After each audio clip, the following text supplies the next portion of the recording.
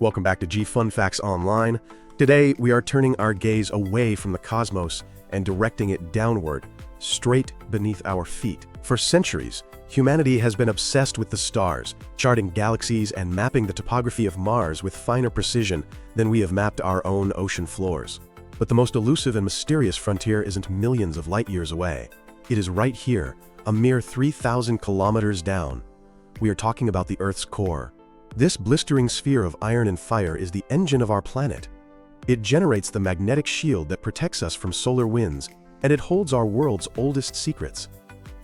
For decades, our standard model of the Earth's interior was simple, perhaps too simple. We pictured it like an onion, with uniform skins, a thin crust, a massive rocky mantle, a liquid outer core, and a solid inner core. But in 2024, a groundbreaking discovery by geophysicists at the Australian National University completely shattered this view.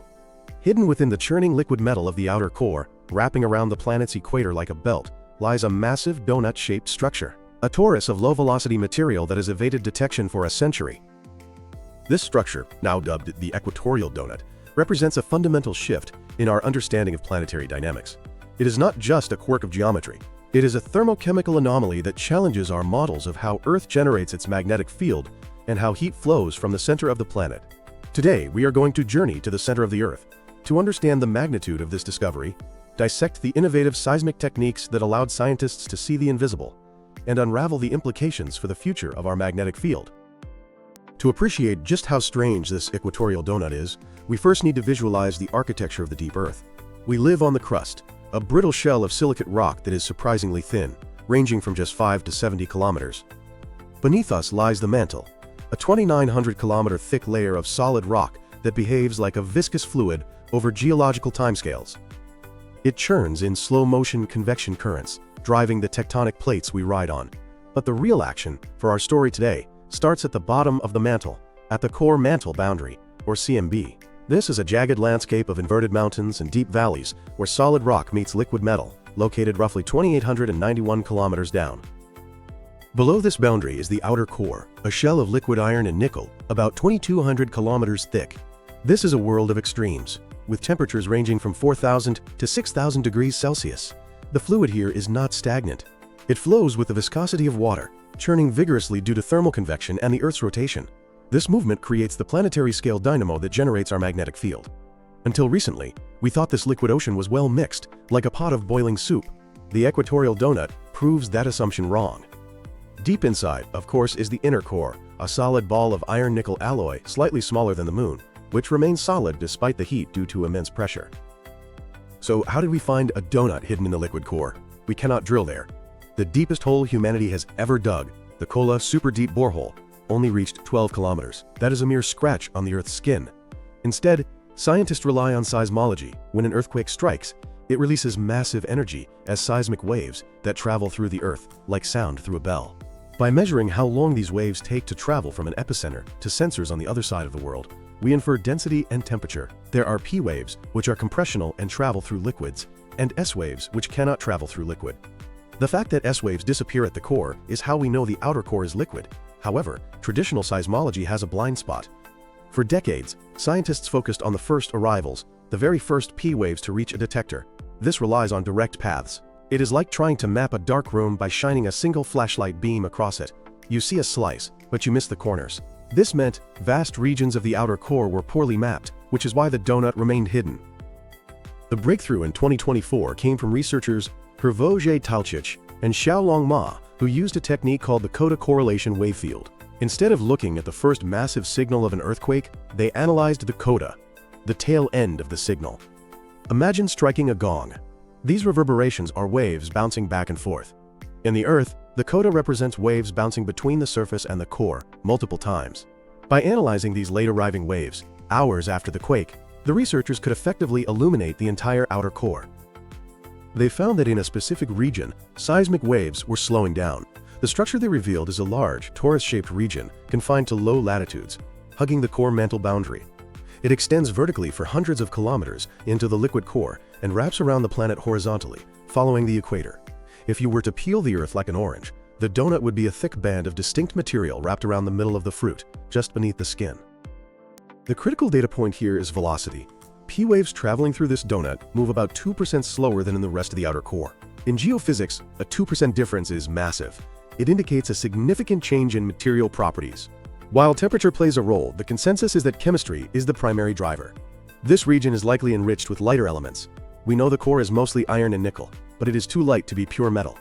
There is a density deficit of about 10%, implying the presence of light elements like silicon, oxygen, sulfur, hydrogen, or carbon. The equatorial donut appears to be a concentration of these light elements, specifically silicon and oxygen, gathering at the top of the core. But why a donut? Why a ring? The answer lies in fluid dynamics and rotation. When the solid inner core freezes, it expels light elements which rise through the liquid outer core like bubbles in champagne. But because Earth rotates, we have strong Coriolis forces. These forces organize the flow of the liquid core into vertical cylinders, known as Taylor columns, which run parallel to the rotation axis. The equatorial donut likely forms because light elements rising in the equatorial regions get trapped or channeled by these rotational forces. The donut sits outside the tangent cylinder, an imaginary cylinder touching the equator of the inner core. In this region, buoyancy and rotation interact to create a stable, chemically distinct reservoir. This has profound implications for the geodynamo. The magnetic field requires convection, driven by heat and the movement of light elements. The equatorial donut represents a massive concentration of buoyant material that might act as a lid or a blanket, altering how heat flows from the core into the mantle at the equator. The researchers suggest this structure might act as a stabilizing lens for the magnetic field. By organizing the flow of liquid metal in the low latitudes, it helps structure the magnetic field into its dominant dipole shape. Without such structures, our magnetic field might be more chaotic or multipolar. It implies the field is not generated uniformly. The interaction between the main flow and this slow-moving torus could be a critical component of the dynamo, perhaps even influencing when magnetic reversals occur. This discovery also links to mysteries in the mantle. Directly above the donut, at the bottom of the mantle, lie the large low-shear velocity provinces, or LLSVPs. These are two massive, continent-sized blobs of rock beneath Africa and the Pacific that also have slow seismic velocities. We now have slow blobs at the bottom of the mantle and a slow ring at the top of the core.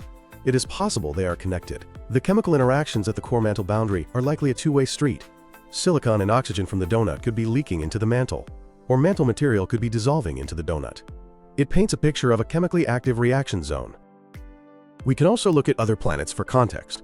Recent data from NASA's InSight lander shows Mars has a large, less dense core, implying a high concentration of light elements, but Mars lacks a global magnetic field. Perhaps the Martian core is too stratified, choking off convection. Venus, Earth's twin, also lacks a magnetic field. Venus rotates very slowly, once every 243 Earth days. Because the formation of Taylor columns and the donut structure relies on rapid rotation and Coriolis forces, Venus likely lacks an equatorial donut. This supports the idea that rotation-driven structures are crucial for organizing the flow that sustains a long-lived dynamo. Deep time is also a factor here. The equatorial donut might be a relic of Earth's violent formation. When the proto-Earth collided with the Mars-sized body Theia 4.5 billion years ago, the planet melted and differentiated. The light elements trapped in the donut might be primordial leftovers. This stratification implies the core is not mixing efficiently at the top, which would insulate the hot interior. If the top of the core acts as a thermal blanket, the Earth's core is cooling slower than we thought, extending the lifetime of our magnetic field and the habitability of our planet. So what comes next? The scientific community will now race to verify this. Other teams will apply the coda-correlation wavefield method to different datasets to map the donut's lumps and bumps. Mineral physicists will simulate these conditions in the lab, crushing iron with silicon and oxygen in diamond anvil cells to reproduce that specific 2% seismic slowdown. Geodynamo modelers will have to update their computer simulations, which currently assume a uniform outer core. Adding a chemically distinct, slow-moving equatorial torus could solve long-standing problems about magnetic pole drift and reversals. In conclusion, the discovery of the equatorial donut is a humbling reminder of how little we know about our own home. We live on a thin raft of rock floating atop a complex churning engine. This donut is not just a curiosity. It is a vital component of the Earth system, a reservoir of light elements driving convection, a structural lens focusing our magnetic shield, and a governor of our planet's thermal evolution. As we refine our seismic vision, we will likely find more structures hiding in the deep. The core is a dynamic world with its own geography and history. For now, we can marvel at the complexity of the Earth. It is not just a rock in space. It is a living, magnetic machine, and at its heart, spinning in the deep dark, is the Equatorial Donut. Thanks for listening to G Fun Facts Online.